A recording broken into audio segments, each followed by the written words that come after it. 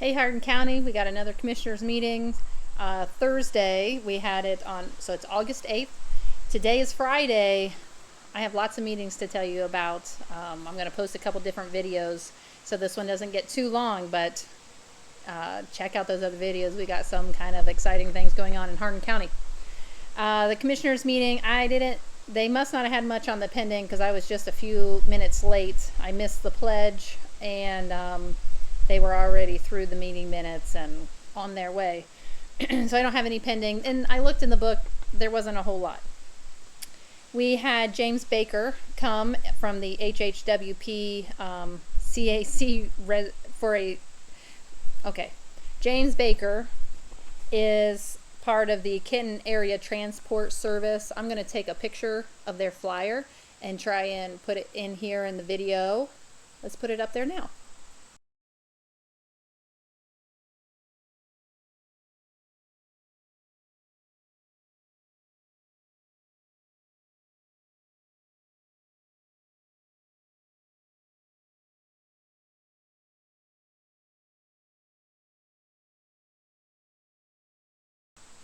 Okay, so you see, you can kind of read it if you want. They have these up at least at the commissioner's office. I'm sure they're all over town.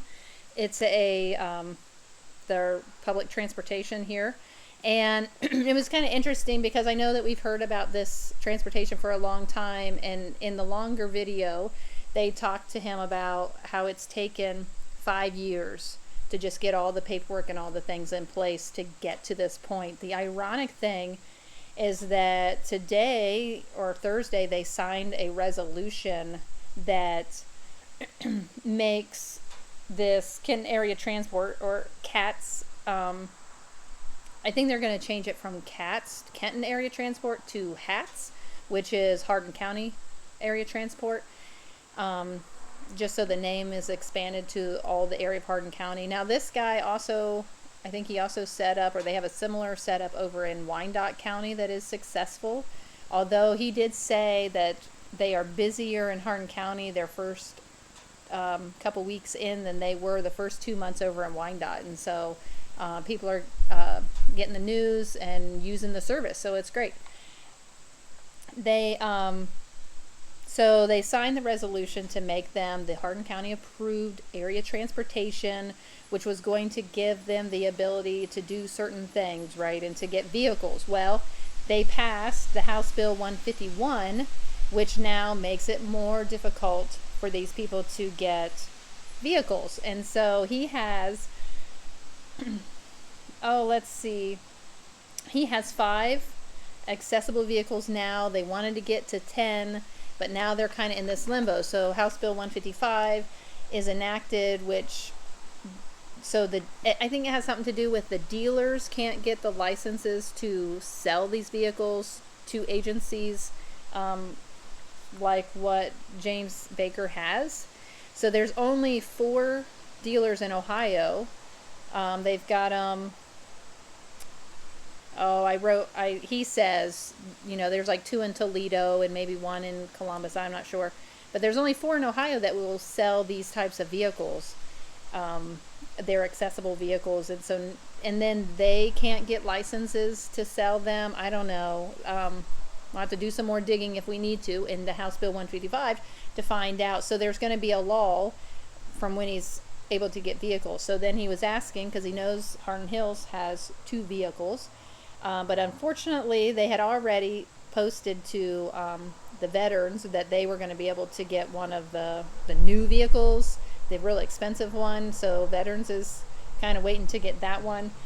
The sheriff has also asked to get one of those vehicles, and then another nonprofit had asked. So area transport would be down on the list and probably not going to be able to get one of those. He did talk about the labor force.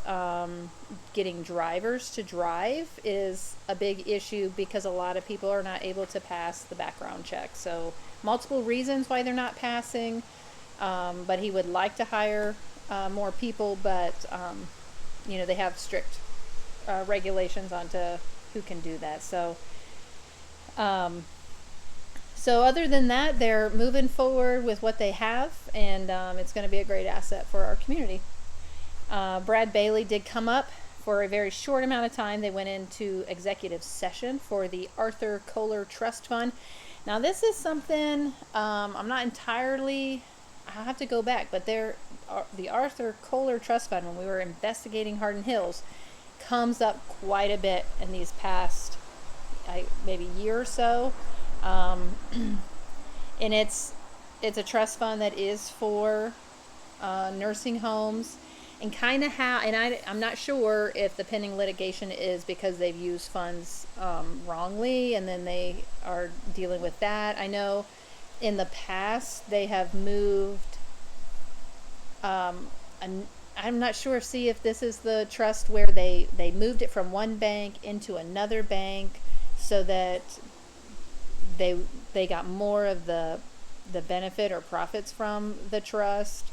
If it's that kind of thing, or if they're just trying to figure out what to do with the trust now that Hardin Hills is closed, because those trusts are associated with the nursing home. So Hardin County doesn't have a nursing home. Those monies can be transferred to other county homes. Well, I guess they have to stay in Hardin County. I had a conversation a while back with Brad Bailee kind of about this. And but they can move that money to other like-minded entities. So like KNRC or Vancrest can benefit from these trust monies. Like, you can transfer those over. So it's probably just that, trying to figure out what. But they did do that under the pending litigation executive session. So we may not know until it's all said and done. At 10:30, we did have a bid opening for Garmin Miller's re-roofing. So I asked about this, and you can hear that conversation in the longer video. Always go check the longer video if you really want to know these details. These are little summary videos so that most people don't have time. They only want a short snippet. So I'm trying to give you that. This roofing project, right? So the commissioners are kind of getting the courthouse all done, the basement's getting done, the air conditioning, the windows are done, the IT, right, is done. So they've done this all with ARPA money, right, the COVID money.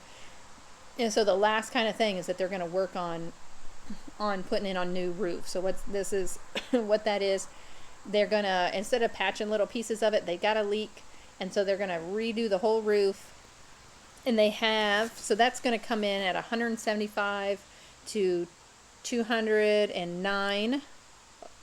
So 175 is the lowest, 209 is the highest, sort of. And then they have an alternate, right? So they have an alternate where I think one of the alternates is there's an air conditioner unit up there that's on a base, and when they redo the roof, they're going to have to take that off. And they want to put a better base on there, right? So that's alternate option one, and that goes from anywhere from $7,500 to $29,000 to do that part of it. And then they have a secondary option. Maybe that's the copper. That might be the copper spouting. That's $29,000 to $7,500. So the downspouts are copper. They want to keep it original, so to replace those downspouts and keep them copper is the option one. And then option two is that air conditioner, putting it on a new base, and that's going to run $35,000 to $12,000. So there's quite a range. So they open those bids. They're going to take that back to so Garmin Miller is our architects. Okay, so I'm assuming maintenance kind of checks things out. They say, hey, we got a problem. They pass that over to their architects. The architects check it out, come up with a plan, and then once that plan's in place, they have to bid out the actual contract work. And bids work if it's under $75,000, you don't have to bid it out. So if you keep the project small, you don't have to bid it. And if it's a little bit bigger, then obviously you have to bid it out for like 3 times in the public newspaper. They have it posted on the website under legals if you want to see the details of what's going to be done. And then they open those bids, and a lot of times the contractors come, They're there, they see what everybody's bids are, and it's really short. It doesn't take very long. And then they'll send those bids back to Garmin Miller to evaluate. We'll look at them, and then a lot of times, so I would assume like Tuesday, maybe Thursday, the commissioners will vote and approve one of these bids, and then we'll get a new roof. Easy as that. So that's, oh, and another interesting thing, somewhere maybe after Brad Bailee, the commissioners say they do not allow public comment, but they do. Lenard Smith came in and was concerned about the health department needing more space. I mean, they're cramped. There's this whole thing that the health department was in with JVS, and because they have a single door and they didn't have complete walls in there, they kind of split the room, that it's HIPAA violation. So they've been warned of this. They had to vacate JFS and put everything back. The little room that they're in at the annex is too small. They don't have enough clinic space. They don't have enough storage space. I mean, they're really hurting. They've got storage out at Hardin Hills. And if you heard in the Harco tour, the old building Harco tour, we talked about storage. It was maybe an hour and 30 minutes in, if I remember correct. And we were talking to maintenance, and Roger and I, if you go through the video, we're looking at some greenery, and I'm asking about how much storage we have in because they're using the Harco building for storage, right? Sorry, this is turning into a long story. And Roger mentioned Hardin Hills, and he says in the video that we're going to be losing Hardin Hills soon, right? And so that storage that the health department has there is going to have to come out. The commissioners have some meeting minutes out there that have to come out. And so I'm not sure, he seemed pretty confident. I'm not sure what they have planned for that building, that they're going to be losing it for Ansar. But, and they're taking all the storage out from the top of the courthouse. So they have papers and stuff in there. They came in, safety people said you can't have papers up here. So they have to get all the stuff out of the top of the courthouse, out of Hillcrest. They're redoing Harco, the old Harco building, to put storage in there. You can see that they got shelves up, but they don't have a real good plan. They don't know how they're going to secure the documents. Are they going to put up walls, or they're not going to put up walls? So it's just kind of in this kind of limbo. They don't know what to do. So anyways, so back to Lenard Smith. He's concerned about the storage space of Hardin Hills. He has his old office building across from the hospital, and it's small. It's probably smaller, maybe smaller than what they have, unfortunately. And then the big drawback is that there's steps to get into the building and steps to go upstairs in the building, which isn't accessible, which the health department needs to be.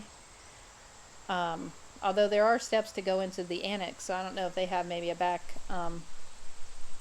elevator spot, accessibility spot in another part of the annex building. I'm not sure. So anyway, so he come in, he was allowed to talk and to offer his building for them to look at and express his concern for the health department. So it just goes to show, don't be intimidated just because they told me no. Come in and speak to the commissioners and let them know your opinions and public comment. So I hope you guys are having a great weekend, and we'll see you Tuesday. Oh, I will say Tuesday, there's not much on the agenda. I think maintenance is on there, but he had already come in, so it hopefully will just be really short, and we'll have a free day. So, all right, talk to you later. Bye.